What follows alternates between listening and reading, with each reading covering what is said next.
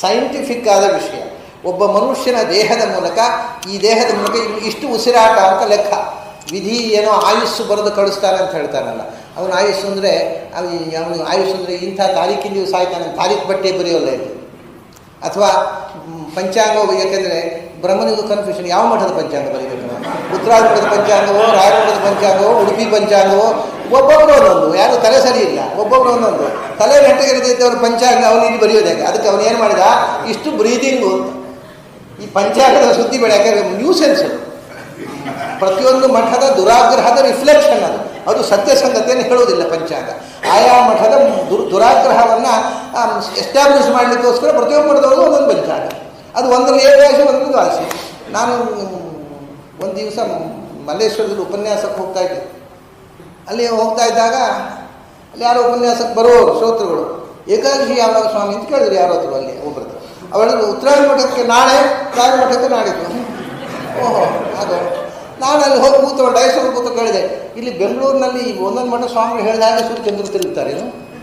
ಯಾಕಂದರೆ ಆ ಮಠ ಸ್ವಾಮಿಗಳು ಹೇಳಿದಾಗ ತಿರುಗಬೇಕು, ಅಲ್ಲಿ ಬೇರೆ ದಿವಸ ಏಕಾದಶಿ ದಶಮಿ ಅನ್ನೋದು ಸೂರ್ಯಚಂದ್ರರ ಗತಿಯ ಮೇಲೆ ತೀರ್ಮಾನ ಆಗೋದು. ಅದು ಒಂದೊಂದು ಮಠ ಸ್ವಾಮಿಗಳು ಹೇಳಿದಾಗ ಒಂದೊಂದು ಥರ ತಿರುಗ್ತಾರೆ ಬೆಂಗಳೂರಿನಲ್ಲಿ.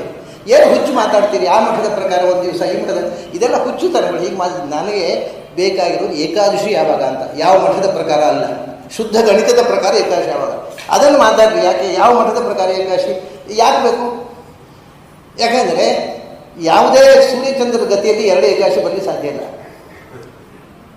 ಅದು ಒಂದೇ, ಸೂರ್ಯಚಂದ್ರ ಗತಿಯಲ್ಲಿ ಎರಡು ಗಣಿತ ಆಗೋದು ಸಾಧ್ಯ ಇಲ್ಲ. ಶುದ್ಧ ಗಣಿತ ಯಾವುದು ಅಂತ ನೋಡಿ ಒಂದು ಪಂಚಾಂಗ ಮಾಡಲಿ ಬರೋಲ್ವ, ಬುದ್ಧಿ ಇದ್ದರೆ ಬರುತ್ತೆ. ಆದರೆ ನಮಗೆ ಬುದ್ಧಿಗಿಂತ ಹೆಚ್ಚು ನಮ್ಮ ಪ್ರೆಸ್ಟೀಜು, ನಮ್ಮ ಜಗಳಗಳು ಇದೇ ಮುಖ್ಯ ಆಗ್ತವೆ. ಅದರಿಂದ ಇದೆಲ್ಲ ನಡೀತಿದೆ. ಅದರಿಂದ ಬ್ರಹ್ಮದೇವರು ಏನು ಮಾಡಿದರು, ಮುಂದೆ ಹೀಗಾಗುತ್ತೆ ಅಂತ ಗೊತ್ತವ್ರಿಗೆ. ಈ ಪಂಚಾಂಗ ಪ್ರಕಾರ ಬರೆದು ಜಗಳ ಮಾಡ್ಕೋತಾರೆ ಇವರು. ಆದ್ದರಿಂದ ನಾನು ಆ ಪಂಚಾಂಗ ಪ್ರಕಾರ ಸಾಯ್ತೀನಿ, ಈ ಪಂಚಾಂಗ ಪ್ರಕಾರ ಸಾಯೋಲ್ಲ, ನಮ್ದು ಅದು ಗುರುಮಠ ಶುರು ಮಾಡ್ತಾರೆ. ಆದ್ದರಿಂದ ಇದು ಬೇಡ ಅಂತ ಏನು ಮಾಡಿದ, ಇಷ್ಟು ಬ್ರೀದಿಂಗು, ಅದನ್ನು ಎಷ್ಟು ನಿಧಾನ ಮಾಡಿ ಎಷ್ಟು ಬೇಕಾದ್ರೆ ಬದುಕು ಇದು. ಆದ್ದರಿಂದ ನಾವು ಬ್ರೀದಿಂಗ್ ಮಾತ್ರ ಅವ್ರು ಕೊಟ್ಟ ಲೆಕ್ಕ ಮೀರಿ ಸಾಧ್ಯ ಇಲ್ಲ. ಆ ಬ್ರೀದಿಂಗನ್ನು ಸ್ಪ್ಯಾನ್ ಜಾಸ್ತಿ ಮಾಡಿಕೊಂಡು ಹೆಚ್ಚು ಕಾಲ ಬದುಕಬಹುದು.